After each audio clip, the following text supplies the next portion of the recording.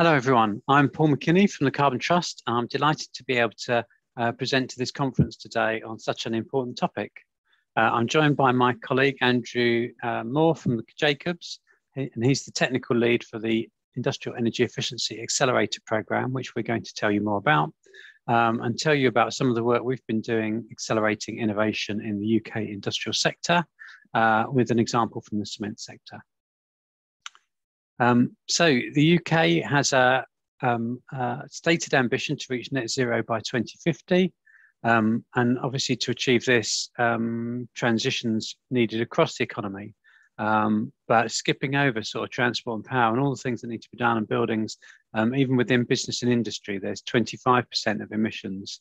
And the UK government's made commitments in varying from carbon capture to storage, to fuel switching and hydrogen.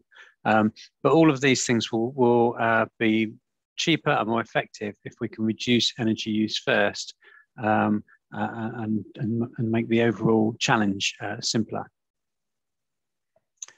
So in order to help address that, one key program that's been running now for some time and is just relaunching is the Industrial Energy Efficiency Accelerator. This is designed to select the best energy efficiency and resource efficiency projects with good cross-sector replication potential to help on that low carbon journey. So far, there's been 16 projects funded with £8 million awarded.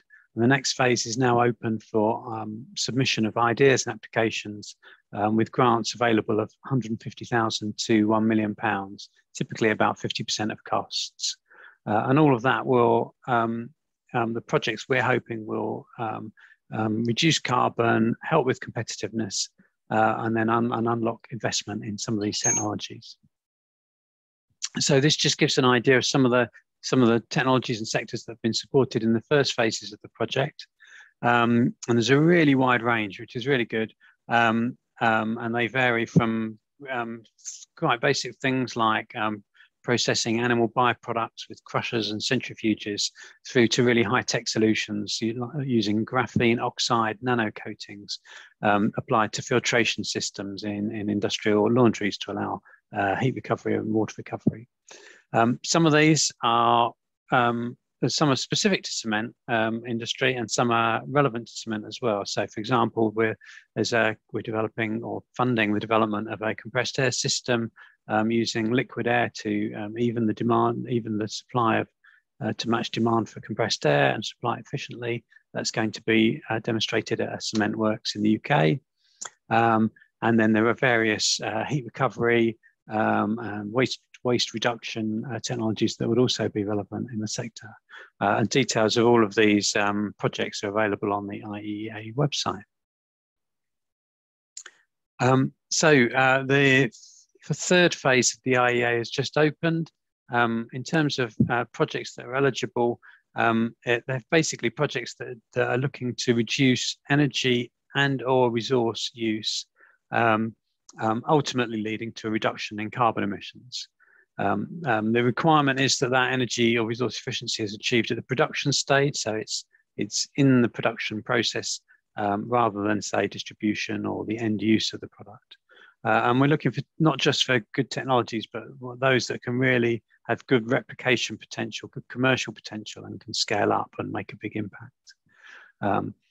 This is all about supporting novel technology. So this should be the first UK application of this of a technology between technology readiness levels of 5 and 8 at the start of the project, progressing up to 8 or 9 during the project. So we're actually proving on site that this can work, ready for future replication. What's in it for participants if you're interested in taking part? Well, for the technology developers, there's the 50% funding effectively for the project, but also there's support with commercialization through incubation and acceleration support, and also marketing support in terms of the resulting case studies at the end. And for the industrial partner, there's the funding towards, to de-risk the project, but also some support with the project management and a real learning, I think, learning curve. The companies that take part go through the learning curve to so that they're in a position to roll out these technologies quickly following the end of the project. So really just to say, if you're interested in taking part in IEA Phase 3, you might be a technology developer and you've got an idea ready to submit. We can, if you submit that through the website, we can tell you whether that's likely to be eligible or not before you go through the trouble of making an application. If you're an industrial site with a project that you want to do, then also get in touch.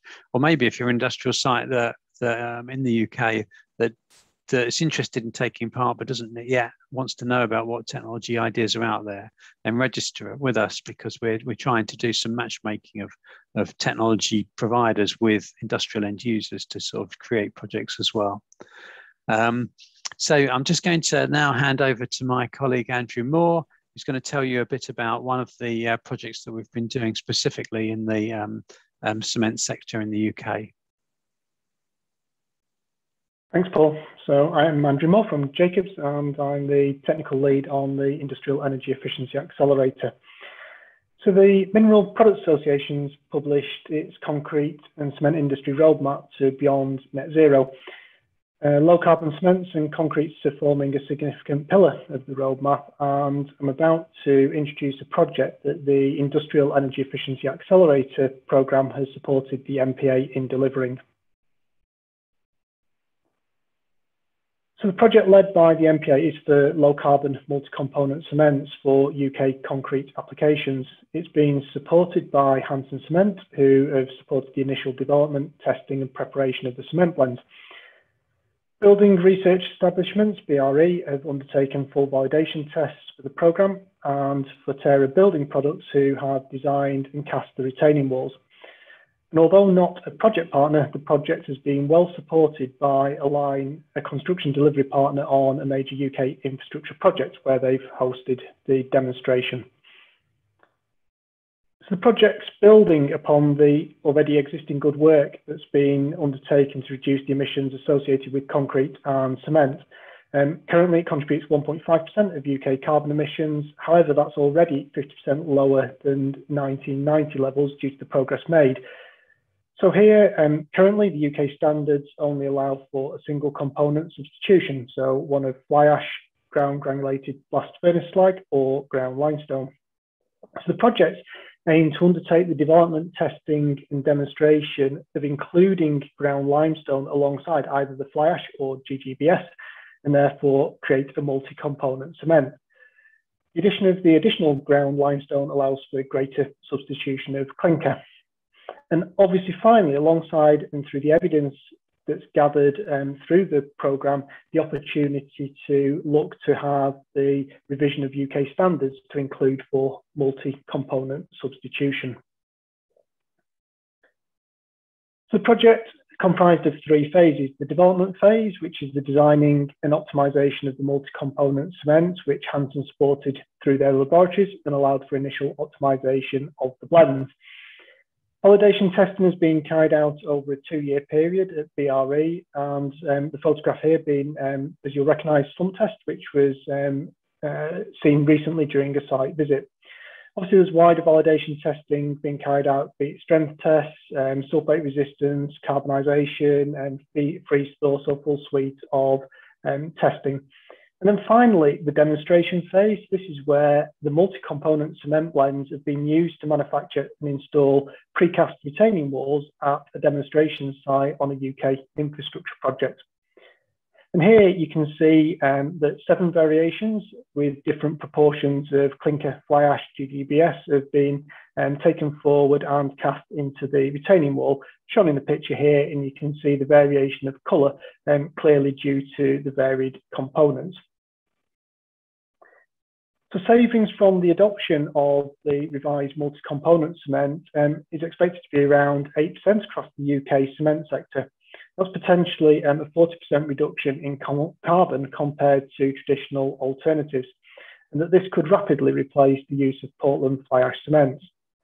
So the project's enabled research and development to take place, the medium-term testing has been completed, and it's established that longer term demonstration to support the awareness raising of the project, and finally the evidence base established to help support progressing changes to the UK standards for cement.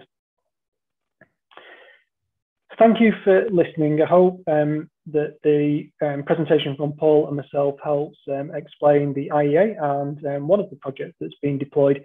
As further to Paul's comments earlier, if you do have any technology ideas or you're interested in hosting a project, then please do get in touch. Contact details on the screen. Thank you very much.